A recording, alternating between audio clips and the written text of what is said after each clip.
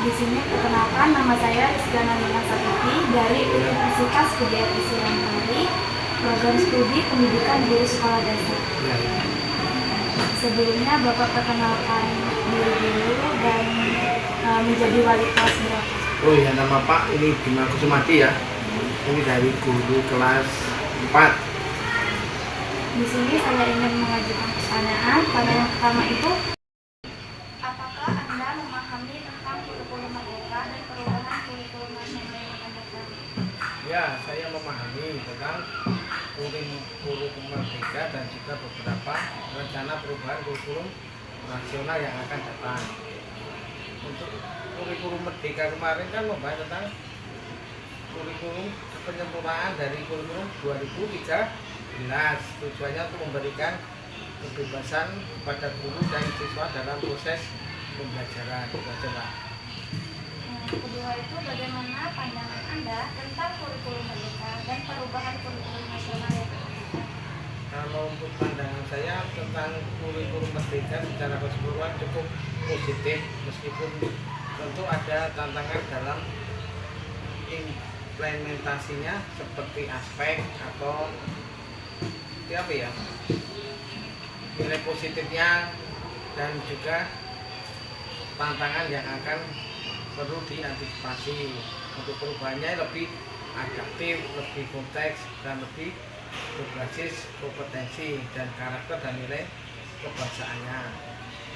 Selanjutnya itu, perbedaan apa yang mendasari yang Anda rasakan dan implementasikan antara kurikulum 2013 dan 2014? Untuk perbedaan mendasar yang paling mencolok itu adalah segi filosofi maupun pendekatan dan juga praktek di lapangannya seperti itu. Selanjutnya, apa tanggapan Anda terkait isu ganti materi dan Tentang itu ya, isu pergantian menteri dan kurikulum ya, itu banyak pihak yang mengkritik ya kebijakan ini karena dianggap tidak memberikan kestabilan dan kontekstualitas dalam sistem pendidikannya. Selanjutnya, apakah sekolah Anda telah menerapkan kurikulum merdeka secara ideal? Nah, ini sangat menarik ya untuk dan efektif sekolah mengajak semua pihak yang terlibat di dunia pendidikan untuk bercermin ke apa tadi? Kurikulum apa? Kurikulum merdeka. Selanjutnya itu, tema apa yang paling sering dipilih dalam implementasi P5 pada kurikulum merdeka? Kalau untuk tema sendiri kita mengambil dari konteks lokal seperti gaya hidup berkelanjutan, kearifan lokal maupun bangunan jiwa dan raganya seperti itu. Kalau tidak, apakah Anda tahu kira-kira kapan akan diberlakukan di sekolah Anda? Tidak. Untuk mengetahui apakah sebuah sekolah sudah menerapkan kurikulum itu, biasanya bisa dilihat dari apakah sudah menyusun KOSP atau sudah menjalankan proyek P5 atau maupun guru-guru sudah menggunakan modul ajarnya seperti itu. Apakah Anda pernah mengikuti pelatihan kurikulum mereka? Kalau iya, sudah berapa kali, tingkat apa, dan insight apa yang Anda dapatkan? Kalau tidak, alasannya apa yang menjadi kendala? Oh, itu sudah pernah dan saya juga berapa kali ya, 2 atau 3 kali. Itu saya juga memahami tentang materi pelatihan maupun konsep pentingnya dan latihan modul ajar seperti Mas P5, terus apa lagi proyeknya tadi. Proyek apa saja yang pernah dilakukan? Proyek lah.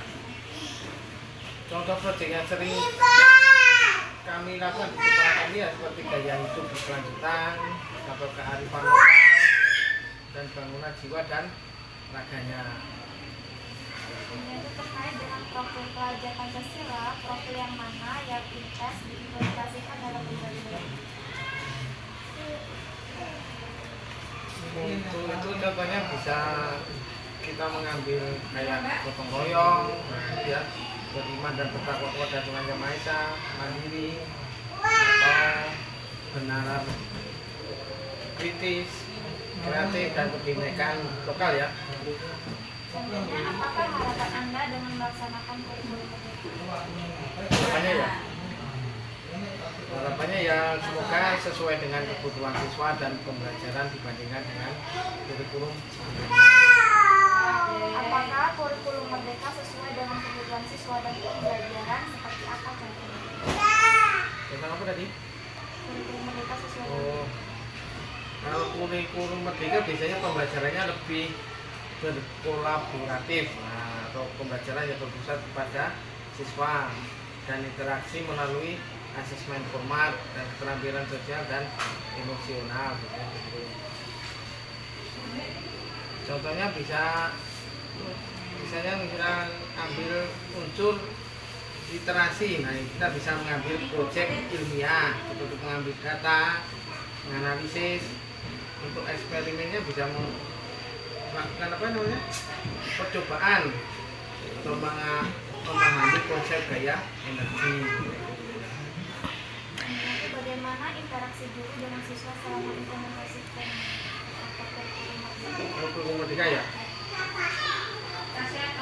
Kita apa tadi? Interaksi guru dengan Oh, biasanya kita melakukan pembelajaran yang lebih sama ya tadi ya, yang lebih kolaboratif, pembelajaran yang berpusat pada siswa, interaksi melalui asesmen format dan keterampilan sosial dan emosional gitu ya.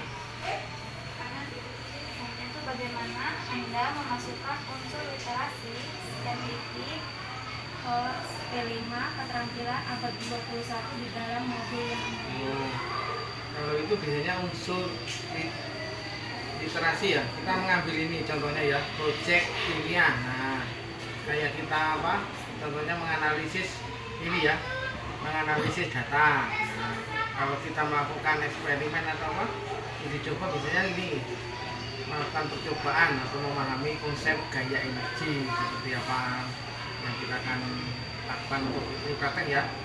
Kalau untuk host biasanya kita melakukan diskusi debat mengenai penggunaan teknologi dalam kehidupan modern. Kalau P5 biasanya proyek yang sering kita lakukan proyek sosial, contohnya gotong royong, membersihkan lingkungan sekolah, dan proyeknya biasanya merancang atau membuat inovasi atau merancang alat. Kalau untuk keterampilan apa tadi? 2000 keterampilan abad 2001 biasanya diambil contohnya kreativitas. Nah, siswa membuat kayak video dokumenter. Nah, terus mereka itu berkolaborasi dan melakukan komunikasi yang baik dan yang benar ya. Nah, gitu ya. Kemudian itu insight yang dapat diberikan kepada mahasiswa atau Oh, jadi kayak ini ya, inteknya. Jadi itu kita harus, mahasiswa itu harus bisa memahami pentingnya pembelajaran berbasis proyek, contohnya ya, kayak P5 tadi, terus pengembangan keterampilan abad 21, kayak membuat video atau membuat film gitu ya. Terus yang ketiga pembelajaran antar disiplin. Nah, kita harus melakukan ini pembelajaran yang disiplin. Terus yang keempat P5. Terus yang terakhir biasanya literasi digital dan teknologi. Nah, itu enggak